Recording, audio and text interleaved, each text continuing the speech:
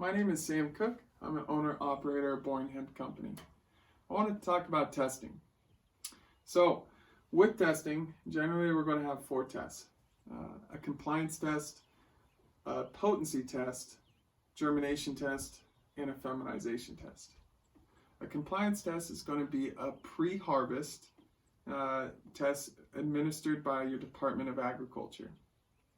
Different states have different rules of when that test can be taken. In Oregon, we have 28 days from the day of our test to be in the process of harvesting. We don't have to be finished, but we have 28 days to be in the process. Other states have 15 days, and other states don't necessarily have a time. They just say your plants have to be in flower. Knowing your time is important. That's where you're going to know about your total THC. Some states are Delta 9 only.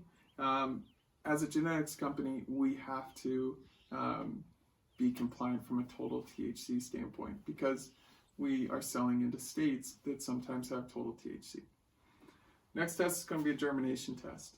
That is administered by a third party, usually a university or a lab, and pretty much every state has a germination lab or university that can do this type of test. Your next is going to be a feminization test. This is a tissue test done on seeds that have been started, and then we take cuttings off those little starts. Every reputable genetics company or seed company should give you a feminization test with your seeds. If they don't, I would probably run away. Your last one's going to be a post-harvest potency test.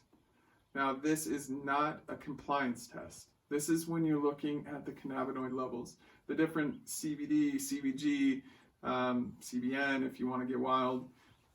This is where it'll tell you what your plants are going to test out. If you're making it into oil, kind of your yields from that.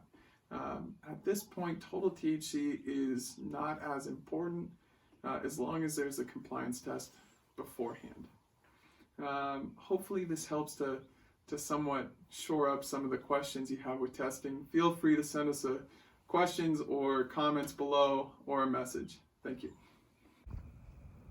Hemp Company, named for the town of Boring, Oregon, not the genetics.